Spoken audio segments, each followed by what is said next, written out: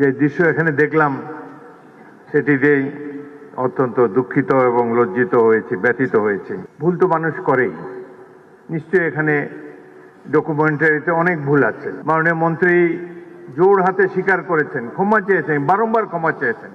তারপর তো শান্ত হওয়া উচিত এই ধরনের একটা জাতীয় অনুষ্ঠানে। আবু সাইদ, মুগ্ধ, ওয়াসিম, ইয়ামিন, ফারহান, নাফিজ, সজল, রাব্বি, মিরাজ, এনাম, তাইম, নাইমা, ছোট্ট শিশু রিয়াকব ও আহাদ সহ জুলাই অভ্যুত্থানে উৎসর্গকারী হাজারো বীর শহীদকে, তাদের আত্মদান ও দেশপ্রেম জাতিকে চিরকাল অনুপ্রাণিত করবেন।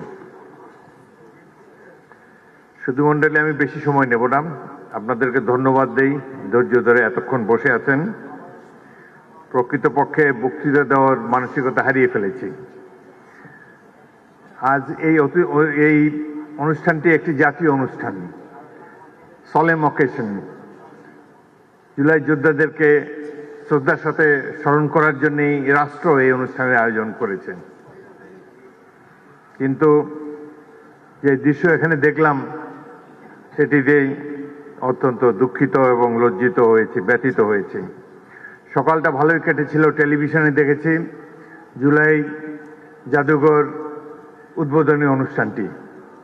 সেখানে মাননীয় প্রধানমন্ত্রী এবং অন্যান্য দেশের বিশিষ্ট ব্যক্তিবর্গ ছিলেন।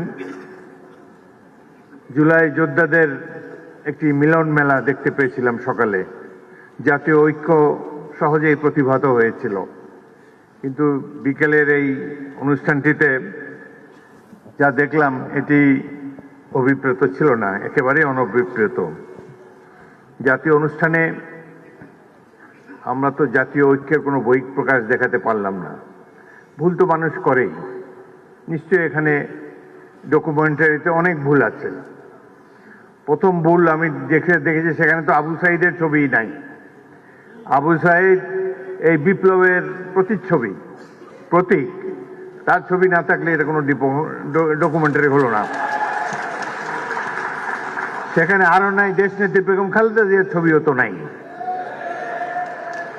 সুতরাং কিছু ভুল হয়েছে এবং এই ভুল মাননীয় মন্ত্রী জোর হাতে স্বীকার করেছেন, ক্ষমা চেয়েছেন, বারংবার ক্ষমা চেয়েছেন। তারপর তো শান্ত হওয়া উচিত এই ধরনের একটা জাতীয় অনুষ্ঠানে। এটাকে পুষে সংসদের মতো একটা ওয়াকআউট, এটি বাঞ্ছনীয় নয়।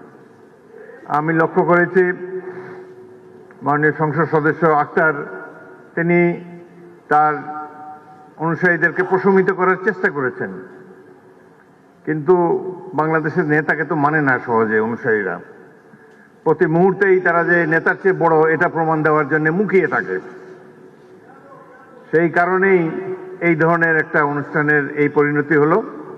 এখানে যারা বিদেশি বসা ছিল, আমি মনে মনে চিন্তা করছিলাম যে ইংরেজিতেই ভাষণ দেবো, বিদেশিরা দেখুক 16 বছর আমরা কিভাবে কাটিয়েছি, কিন্তু তারা তো চলেই গিয়েছে। যাই হোক, জাতীয় অনুষ্ঠানে এই ধরনের বিশৃঙ্খলতা মোটেই কাম্য ছিল না। ভাই, আমরা তো জনগণের ভোট নিয়ে এখানে এসেছি, জনগণের নির্বাচিত প্রতিনিধি আমরা, হাওয়ার থেকে উড়ে এসে বসি নাই এখানে। সুতরাং এই সরকার নির্বাচিত একটি সরকার, এটুকু শ্রদ্ধা সম্মান প্রাপ্য। ভুল তো আমরা করি, আরো হয়তো সামনে আরো ভুল করব, সেই ভুল করলে তার জন্য মাসুলও দেব, কিন্তু সবাই মিলে ভুল সংশোধন করতে চাই।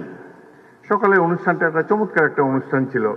প্রফেসর ইউনূস নিচে বসেছিলেন, তাকে মাননীয় প্রধানমন্ত্রী ডেকে এনে সম্মান দেখিয়ে তার পাশে বসিয়েছেন, স্টেজে উঠিয়েছেন। এটাই তো আমরা কামনা করি।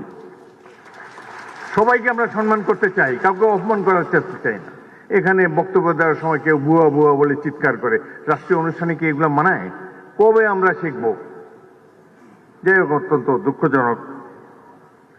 আমি আরো বেদনার্থ হয়েছি, অভিভূত হয়েছি। মা তার অন্ধ ছেলেকে নিয়ে এখানে দাঁড়িয়েছেন। তার ছেলেটি চোখ হারিয়েছে গণতন্ত্র পুনরুদ্ধারের জন্যে, আইনের শাসন কায়েম করার জন্যে।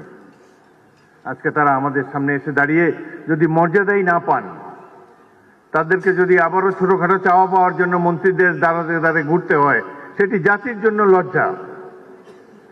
আমি আপনাদেরকে আশ্বস্ত করতে চাই, এখানে দুজন মন্ত্রী, নিচে জুনায়েদ সাকিব মাননীয় মন্ত্রী চমৎকার বক্তব্য দিয়েছেন।